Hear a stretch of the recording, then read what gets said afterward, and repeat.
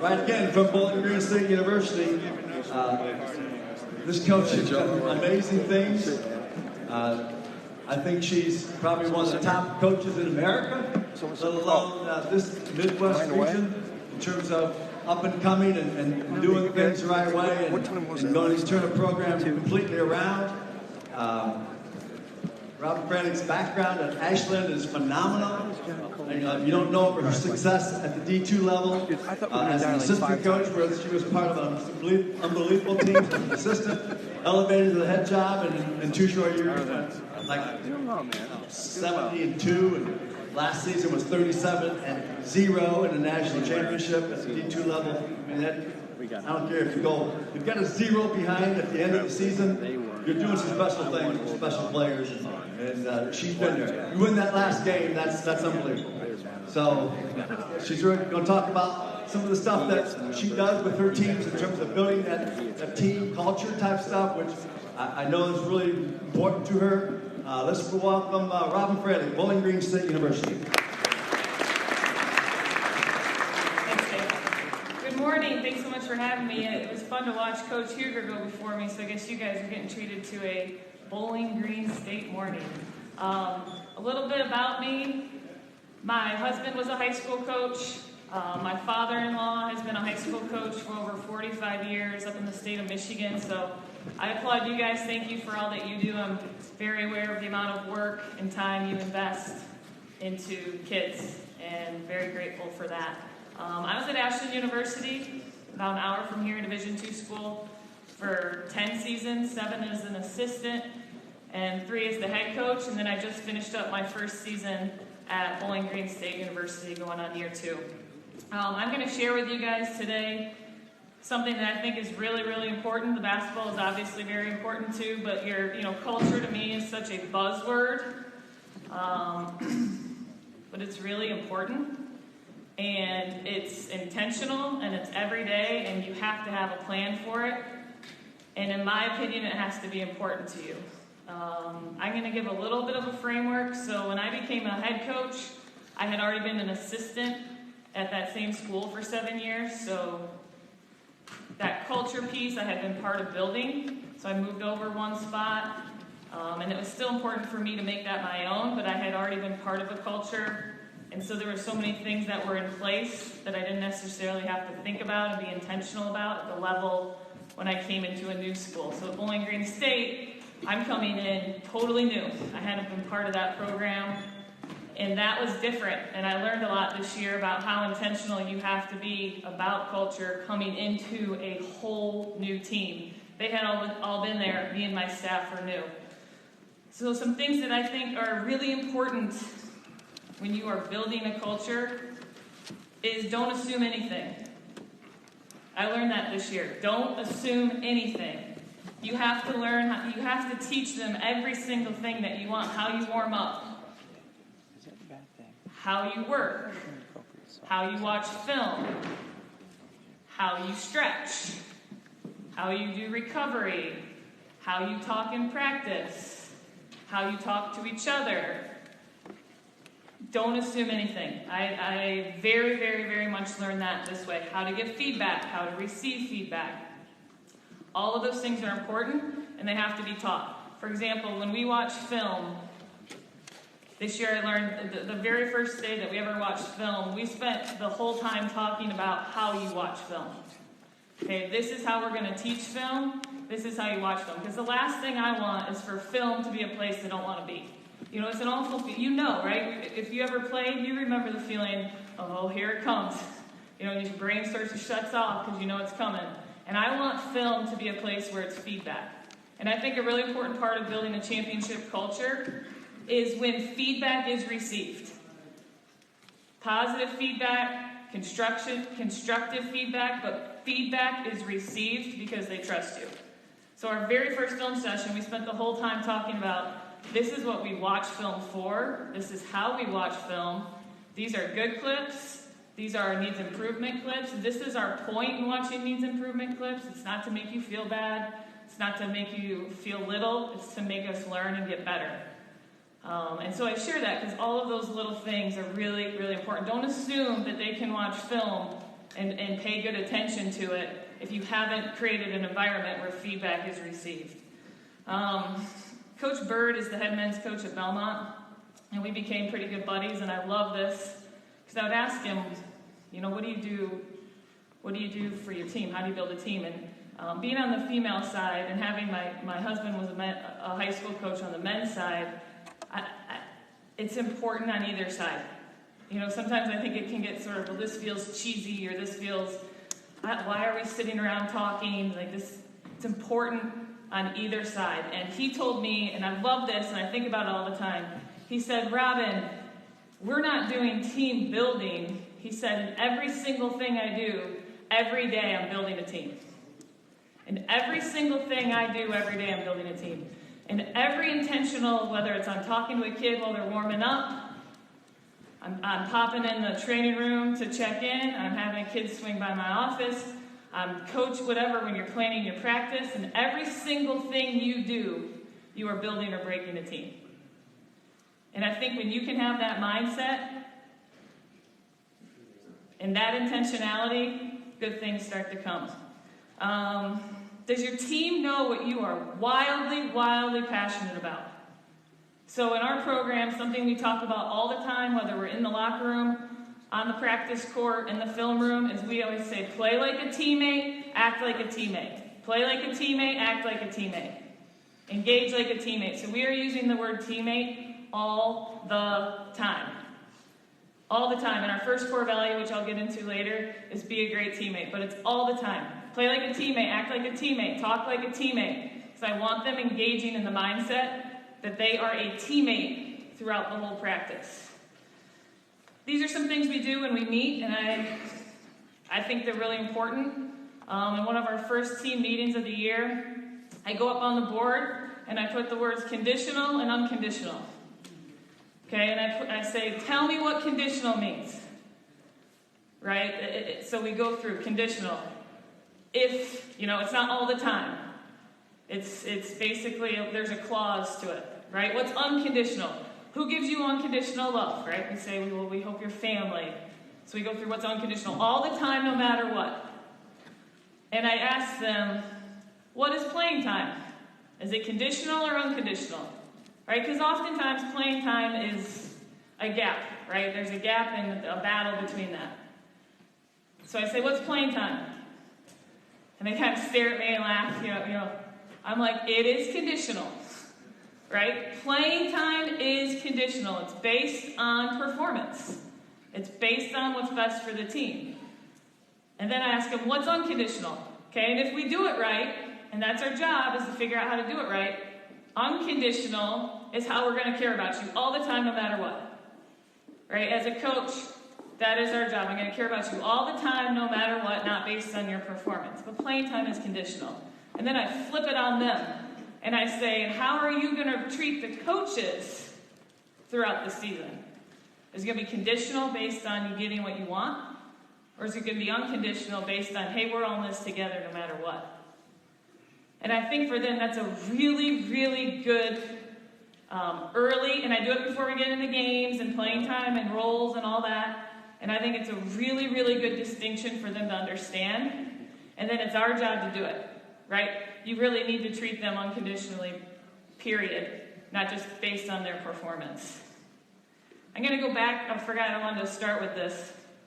And, this is sort of like, this is said a lot, but I learned it's important. And this year I learned it's really important. I think as a coach, before you even begin building your culture, you need to know your why. Why do you coach? You need to know your why. Why do you coach? And I know for me this year, so at Ashland, we won all the time. And it's easy to say, well, this is why I coach, and it's really easy to say it when you're winning. Right? And it's sort of an easy track to follow. And then all of a sudden this year, we struggled. We're rebuilding, and all of a sudden you've got to go back to, why do I coach? And for me, why I coach is I want to see kids transform. On the court, in the classroom, in their lives, and I always tell them when they leave Bowling Green State University, I want them ready to launch. Right? I don't want them feeling like lingering around and I want them ready to launch into the world. So that's my why. And this year, which was great for me, I feel like my why never changed, but it was challenged. And so I challenge you guys to really sit down, and not in a cheesy way, and really evaluate, why do you coach? Because if you're in it for the right reasons, I think you could coach any level, and I think you could coach any kind of team. Talented, building, if you're in it for the right reasons, if your why is true, those won't change. And if your why is true, your team will know it, and you can build a culture around that. Okay, moving forward again, another thing we talk about, we use the phrase, stay in the huddle. I actually heard Coach K on a podcast use that phrase, and I loved it. My last years at Ashland, we won the national championship my second year. In the third year, we were picked to win it, and we lost in the national championship game. But there's a lot of noise that comes with that, and a lot of pressure and expectation. And in this new world we live in, with social media, very involved parents, very involved outside sources, I love the phrase, stay in the huddle. So that's another thing we do. We talk about conditional, unconditional, and then we put on the board who's in the huddle, who's not in the huddle. Okay, and I think that's another really important distinction. Who's in the huddle? For us, who's in the huddle is who's on our team.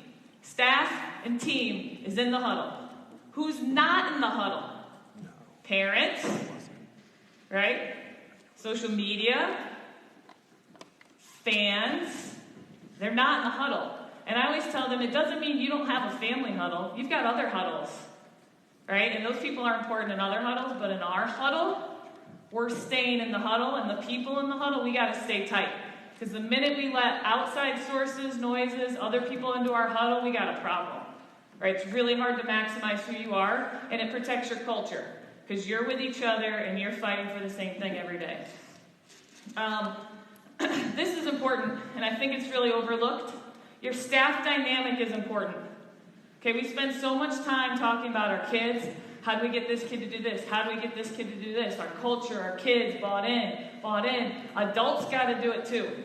And a lot of the biggest challenges that I think I hear or find is their staff. People posturing, people not aligned in belief, undermining. So you have to be very intentional about how you build your staff as well. Okay, adults need to work hard at being a cohesive culture too. I love the phrase mirror, mirror on the wall, right? You can have no expectation of your team being a team and your team operating at a high level unless your staff is. So what does that mean? What do? You've got to spend time with your staff. You've got to make sure in hiring, which I know can be trickier at the high school level because a lot of it's availability. There's a lot of time that goes into it.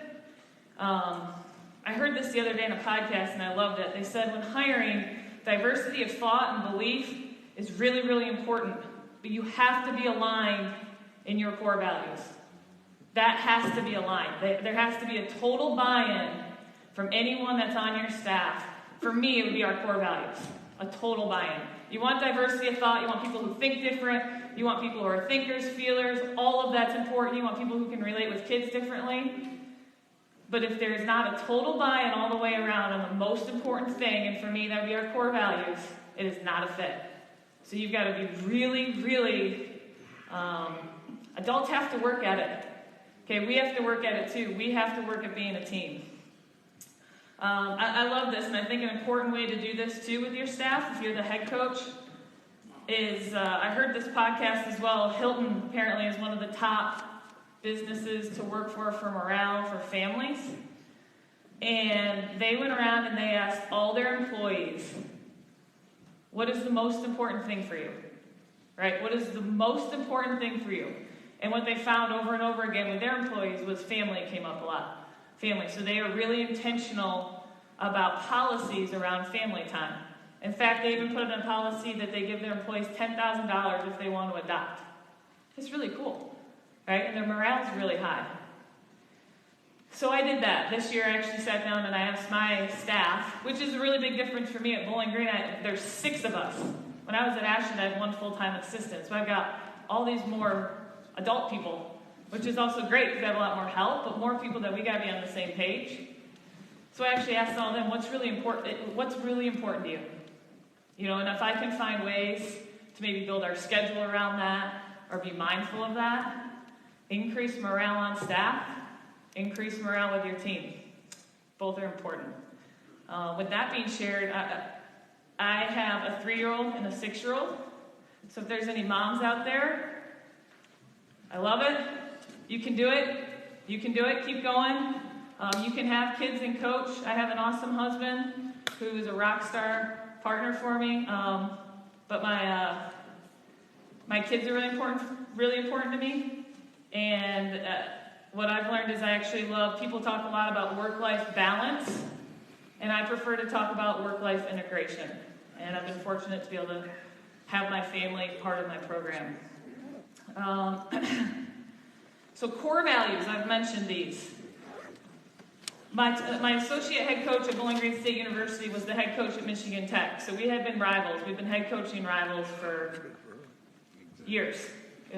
We were two of the top teams in the league, usually dueling it out to win the league. When I got to Bowling Green, I said, hey, come with me, let's build this together. And she did. And so we're going through core values. And I said, well, what did you do with your core values? She said, well, I had them on a piece of paper, and we talked about them at the first meeting, and then I just thought everyone would do them. And it was sort of like, we went over it once, this is important, make sure you do it. And she's like, well, what do you do? So what we do with our core values is we have 5 of them. Number 1 is be a great teammate. 2 is manners matter, which is ultimately gratitude. Really being mindful of being grateful for our opportunities. 3 is trust. 4th is commitment. And our 5th is, what did I miss? Toughness. And I said, well, we talk about ours every day. So, first practice, okay, every single day we go over these. So every single day we do our warm-up, and then I call it our pre-practice huddle. So on Monday, we'll go be a great teammate. So everyone goes around, including coaches, in our huddle, and gives an example of how that's happening. What's that?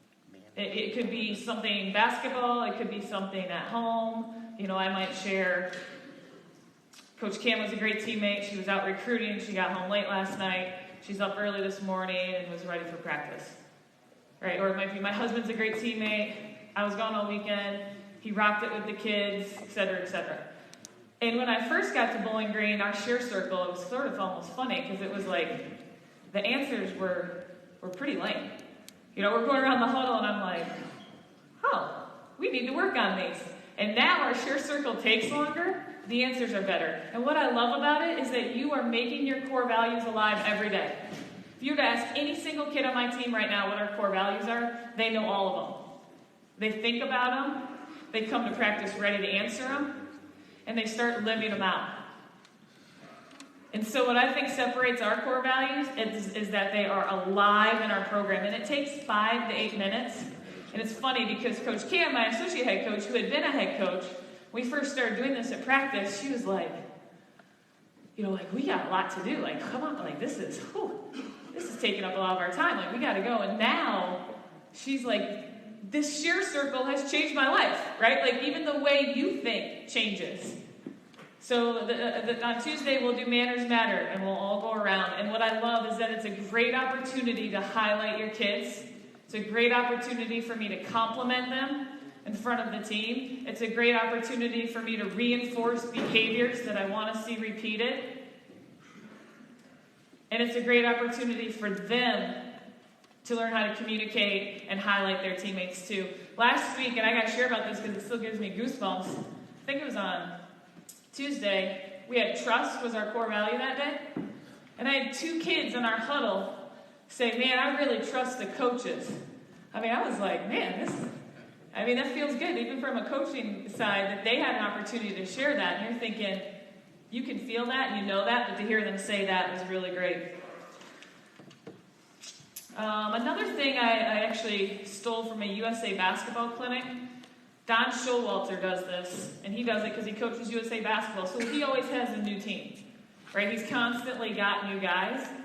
So I did this last year with my team, being new at Bowling Green, so we're all new. We're all trying to figure out each other, learn each other. So at the end of every practice, we huddle, and we link arms, Because I always say no matter what happened in practice, good or bad, whatever happened that day, we're together. Like, we're together through this season. And you got to be ready because those girls can be sweaty. So you link arms, and then we did categories. So he does this with his USA basketball team, and it might be favorite holiday, favorite memory, favorite place to eat. And it was another way for me to really get to know our kids and for them to know at the end of practice, too, that we're together no matter what, and you get to learn about them.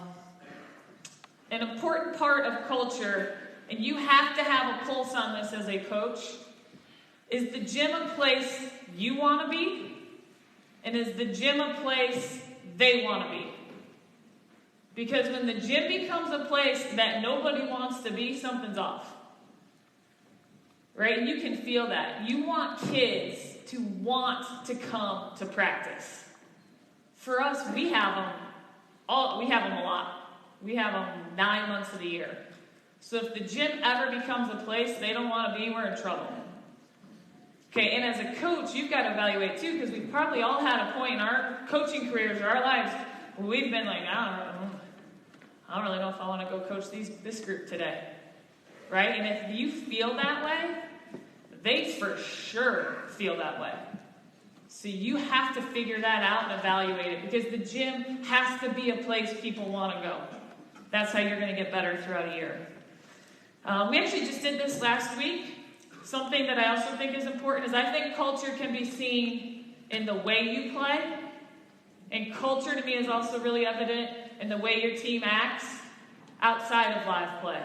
Timeouts, huddles, locker room, pre-practice behavior, post-practice behavior. So we actually practice those things. Like last week, we practiced timeouts.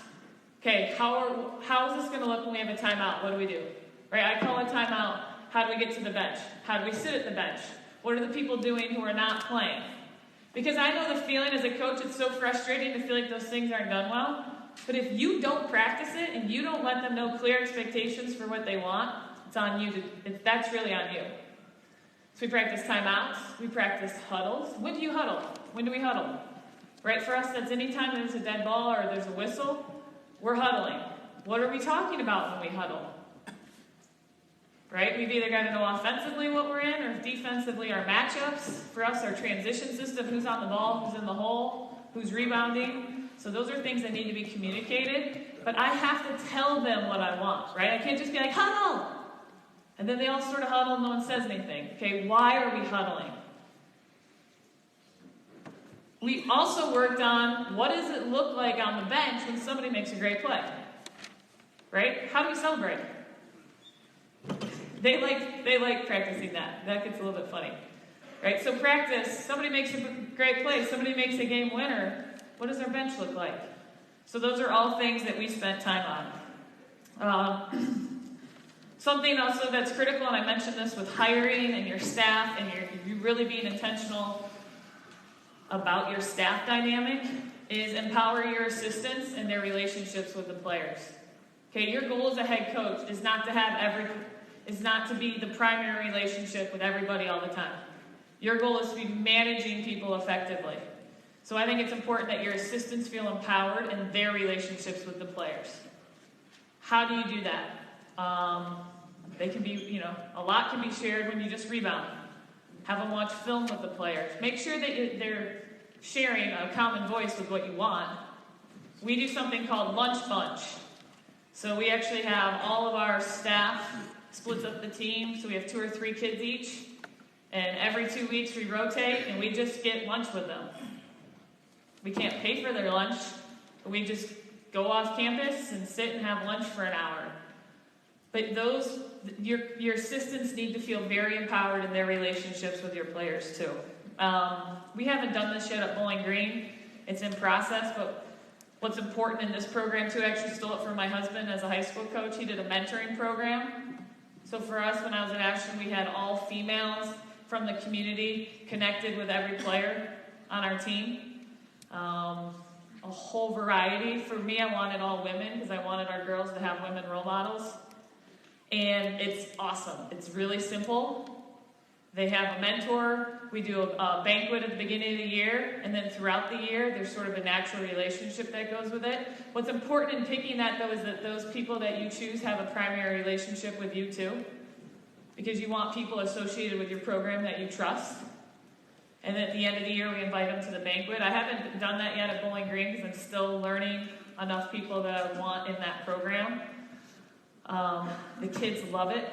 I even found in my time at Ashland, like we had an education major paired with a principal, and now she's got a teaching job. You know, there's so many cool things that can come from that. And I always believe that the more positive people you can surround your team with, the better. Right? The more positive people I can have surrounding my team, not only within my staff, but within the community, the better it is. What I learned. Framework. So when I share about the huddle, and when I share about conditional and unconditional, I also share with them that the framework with which our staff makes every decision is based on what's best for the team. That's another thing we go through. So every decision that we make, I tell them, I am making with the framework of what's best for the team. And what's best for the team is often not what is best for them. And they have to trust those decisions. And they need to understand that my framework in making decisions is obviously different than theirs, because I'm looking at a whole group. I think that also helps with them understanding sacrifice for the team. Has anyone heard of Brene Brown? Anybody? She is awesome. So I'm going to recommend that you YouTube her. She talks, she's a researcher, and she did this whole research study on courageous people. And what she found, she called them wholehearted, and what she found is these people weren't scared. Right? If they were waiting on news from the doctor, they kept living their life. Right? They'd be the first to say, I love you.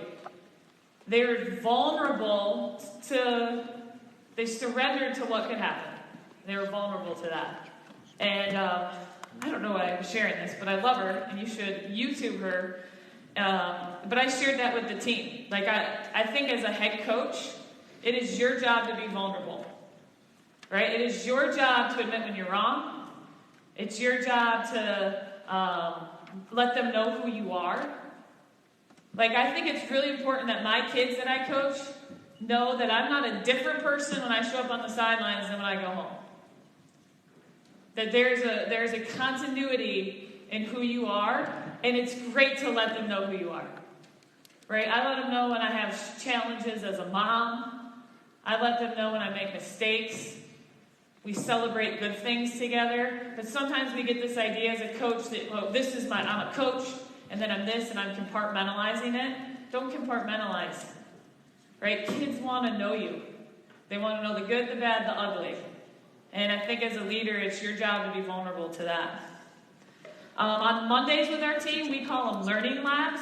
So we do learning labs. So after we practice, instead of watching film on ourselves on Mondays, we watch learning labs. Last week we watched, has anyone heard of Jesse Itzler?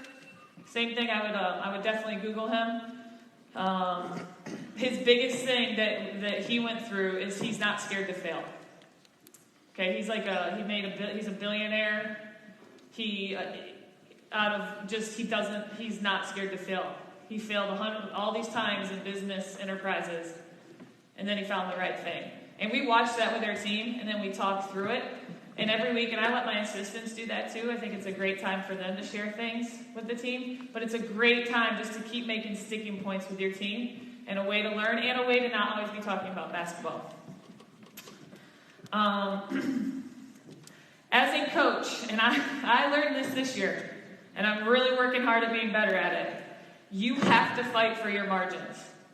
Okay? You have to fight for your margins. When I say that, I mean you have to fight for things that are really important to you, and you can't lose that in a season and a team. For me, this year I felt like I got really away from exercising. I felt like my time with my kids got compromised. So I walked into a new team, a new program, needs a lot of work, a lot of love, and I feel like I got drowned in that. And I wasn't as effective as a leader, and I don't think I was as effective as a coach. So you've got to fight for those things in your life. You are only an effective leader if you can figure out, these things are really important to me, and no matter what goes on through the season, these are staying in place. And trust me, from having done it to not doing it very well, you got to do it. You will be much more effective. Small doesn't stay small. Okay, how many of us have ever had something that we thought, I don't know if that's too big of a deal. I'll let it pass. I think it'll sort of just disappear. We actually have this life coach that works with our athletes at Bowling Green. And he calls it the salami sandwich. Right? Have you ever had a salami sandwich and you shove it under a couch and you think, well, I'll just let it disappear? Does the salami sandwich ever go away? No, it just starts to really smell. Right? It starts to really smell and it never goes away when it's not identified. So small doesn't stay small. Something that doesn't seem that big of a deal, but if something is off, address it. Okay, that is your job as a leader. You've got to address it. Because all of a sudden, as the salami sandwich, it sort of keeps and it stinks and it takes over your whole team. I think this is something that I really believe in. Things that are not that important to me, I let my team make decisions on. I let them pick gear. I let them pick where we're eating. I let them sometimes pick when they would prefer to practice if we have a choice. I think that's a great way to empower your team. I ask them to with scout stuff when we're guarding it. What's the better way? What's easier? Because sometimes what we see and what actually is easier when you're playing is different. So I really, really try to empower them with those things. Let them make decisions about things that are not that important to you. And then also trust them with scout stuff when you're going through it that they might have a better feel on it. Learn to use your time wisely. Okay, as a coach and as a leader, you've got to evolve. You've got to continue to evolve. And being here, I know, is a great learning place for you guys. For me, when I'm out recruiting, I'm driving a lot recruiting, I'm listening to podcasts. Okay, when I have a margin of time and in the office, I'm reading. Okay, I might be Googling Great Zone Attack. Use your time wisely. Okay, there are always these gaps of time where we can be learning and evolving. In the coaching world, one thing that I want to say is I love multi-sport athletes. Okay, and I think it's really healthy for kids to play multiple sports. I know that can be hard to share, but I think it makes them more athletic and it makes them less prone to burnout. And when I get them at the college level, they usually have a higher ceiling and are pretty excited to play. So I'm going to encourage the multi-sport athlete world. Recruiting, now in the college world, that's really, really important. In the high school world, though, that's too. You guys know these kids from when they're middle schoolers, elementary. Your initial relationship with them matters. And I always say in our recruiting relationship, my relationship when I'm recruiting them needs to match the relationship I'm going to have when I coach them. And I think that's important at the high school level, too. Those initial relationships with them, there has to be consistency in that, where they're really knowing who you are. For like recruiting, I can't be somebody different than when I'm recruiting them than when they get there. And that's a big part of building trust in relationships with them as well. I had one more thing I wanted to share. I love this term. We use it all the time. Championship behavior. Championship behavior. Because there's one thing about building a culture. And for us, that's our core values. It's the way we talk to each other. It's the way we treat each other. It's the way we work. Championship behavior. Championship culture. So championship behavior to me is, I talk to our kids about this all the time. It's the way you act in the classroom. It's the way you act socially. It's the way you act on the court. It's a championship behavior is a term that is an all-the-time deal. Right? We want to coach kids that are existing at a high level in championship behavior. And all of a sudden, when that becomes consistent, you're creating championship culture. And what's been cool for me from year 1 to year 2 at Bowling Green, Because I got there and I thought that there were so many things that had been going on at Ashland that were just in place. And I almost didn't know they were in place because I was so part of that culture and team. So my first year at Bowling Green, all those things, I'm like, wow, whoa. Good reminder that great cultures are intentional. You have to teach it and work at it and be mindful of it every day. And what's cool for me in year 2 is how many changes I've seen. I've seen kids' hearts change. I've seen work ethics change. I love the word teamness. I've seen our teamness change. And it is a great reminder that it is, like, culture doesn't just spontaneously happen. It is an everyday focus as a leader to do it. And you got to bring it to your team. And for core values, I think is a great way to do it because you can talk about them every day. And you've got to hold the adults and the staff accountable to that championship culture too. I think we have some time, so I'd love to answer if there's any questions I could answer about culture. Yeah. What did you find was the biggest problem with Bowling Green when you first got there? Like as far as like culture-wise. Yeah. You knew like right away, like I have to change this. I think the biggest challenge I walked into is there wasn't a clear culture. And communication that needed to go up a lot, both on and off the court. They know that the staff was connected, the team is connected, that we are communicating as a group. So I think that was, but honestly, coming in somewhere new, you sort of spend your first year figuring it out. You know, what do they know, what don't they know, and what I learned is don't assume a thing. You know, and that's what I mean, like, you choose your culture. So I felt like when I walked in there, we didn't have one. And so it's been fun to build it.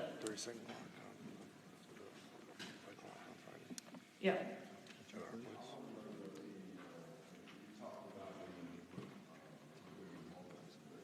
Yeah.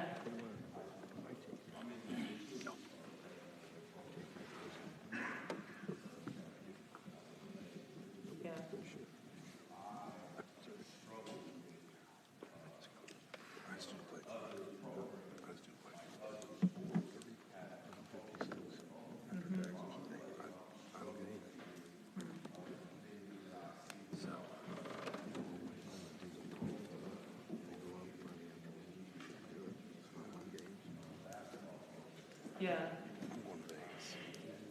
Yeah, so we asked, if multi-sport athletes, different sports have different cultures, so how do you build your culture when they're coming from a lot of different cultures? I think stay in your lane and do the best with your culture. And when they're with you, they know exactly what you want and expect. You can't control other teams and the way other people do things, but you can absolutely control the expectations that they will know when they play for you.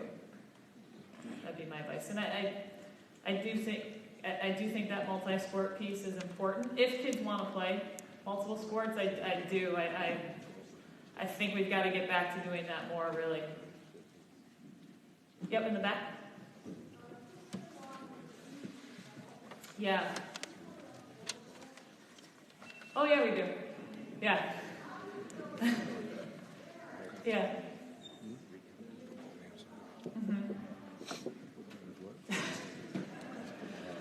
Yeah, so the question is about parents maneuvering their way into the huddle. So one thing we do, I didn't mention this, is I actually do a parent letter every year. So I send it out before the season about our expectations for them and our program, what that looks like. And one of the things I say in it too is, from my experience, your level of support for your daughter greatly impacts her experience. And that we will talk about anything regarding your daughter except playing time. And also that any meeting we have about your daughter will be in the meetings. I'm not going to talk about her, we're going to talk with her. But I let them know ahead of time, playing time is something that we spend a lot of time figuring out. And that's our job. Ooh. Yeah.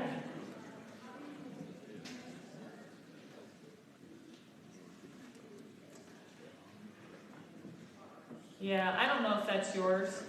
You know, you can control the kids and you can control the parent's relationship with you. That sounds, in my opinion, probably a little bit more administrative. Yeah. It's a good question. Yeah. Yep. Yeah, so how much of your success as a coach or success in the basketball program would you say is directly correlated with the X's and O's of basketball knowledge versus kind of everything you just talked about, the culture, leadership, relationships, how you're treating people? I think in business and basketball, Yeah. so I'm just kind of curious your perspective. What's that? I think both matter. And the higher you move up, like the MAC, the league I'm in, other than Power 5, is the top league in the country. So there's great players, there's great coaches, there's great X and O's coaches. So I think they're all really important. Talent's important. Like, I'm never going to minimize that. Great players. I would say there's three kinds of players. Players that will play below coaching, players that play at coaching, and players that play above coaching. And man, you're a better coach when you got players that play above coaching, right? That can make plays outside of the script. I think it's all really, I don't think you can maximize your team unless you have a great culture. I think you can be good, especially if you're really talented, but I've never seen a team maximize without all those pieces in place.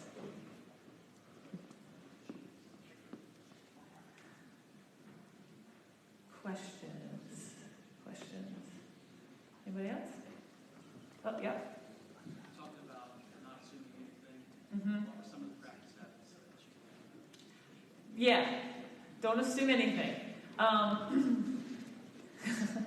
remember one of the things was that, like, we didn't know how to warm up. You know, so I come in new and I'm like, so how do we warm up? Like, I have a really specific warm-up plan for what we do. We do, like, our individualized warm-up, then we do our team warm-up. I want kids to be in there if they can be ahead of, if they are shooting, that's great, if they have time for that. And then we do our pre-practice level. So I'm like, all right, well, what do you guys do to warm up? And then, like, there was no plan, you know. And how do you shoot? How do you shoot? What's your plan when you get in the gym to improve? We just had to create a lot more systematic. You know, I feel like one of the biggest changes from year 1 to year 2 is our day-to-day systematic approach is so much better. But those things have to be taught. You know, kids don't know. And honestly, we all want discipline, right? We're all better with discipline and expectations and structure around. And even how do we stretch? What do we do after practice? You know, and for us, recovery is so important because I have them so much. Stretching, foam rolling, and ice bathing is an option. You know, it's not optional. It's something we have to do, and we have to have a plan for how we do it. So those would probably be the biggest, like our systematic approach. You know, you can't assume that they know it. You have to teach it. Yep. Do your kids watch the game away from Yeah. your team? From everything you do with your team, like, do they watch other kids play on TV? Or do they go to other games? That's something we actually talked about at the end of last year was, I think one of the hardest things to teach in basketball is decision making. You know, there's a lot of things that we can fundamentally teach. I think decision making is really hard, and to me that's from kids who watch a lot of basketball, right? Their feel goes up because they've just watched so much basketball. We highly encourage it, and you know, for me, honestly, I like to recruit it. Kids that, you know, high decision makers to me mean are kids that probably are watching a lot of basketball. We can't make them watch it, but we highly, highly, highly encourage it. And I don't know if anybody watched the WNBA Finals recently. Anybody watched the WNBA Finals? Wow. I mean, that was some high-level basketball. We talked to our kids about that, like just paying attention because it was some extremely high-level basketball. But I think the best players are great decision makers, and great decision makers have usually watched a lot of basketball. Because they can pick up something that they see that somebody else is doing. Correct, yeah. Their decision making is just awful. They have no idea. Any other questions? I missed somebody? Yep. They were important to me. You know, they were important to me. So be a great teammate means ultimately you make every decision that's best for the team. Manners matter means that we're going to treat people really well and be grateful for opportunity. Trust, I would say, it means you do what you say you're going to do. when you do it over and over and over again. Commitment, I've never seen anyone good at anything without like a daily commitment. And then toughness, I love, the definition of toughness that I love is do the next right thing. We talk to our kids about that all the time. Do the next right thing over and over again. So I picked them. I know our volleyball coach at Bowling Green, her core values, she lets her team pick them every year. I think either one is fine. You just got to make sure that they aren't words on a board. You know what, my assistant coach, Coach Cam, when she said she's like, I can't believe if I could do it again, from what I know of our core values now, she's like, I would do this huddle every single day and not just expect them to know it because we talked about it once.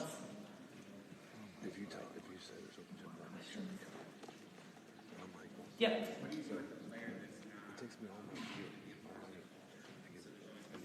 Yeah.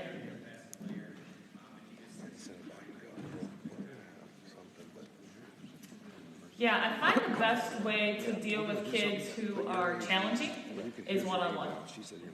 So I usually just try to spend a lot of time with them one-on-one, having really candid conversations about, wow, our body language is really poor today, and maybe showing it on film. But I try to do all of that one-on-one so that you build that relationship so they trust it, because I think in front of the group that's really hard. And then ultimately, if they really don't want to be part of it, then that's what she said. The team's bigger than anybody.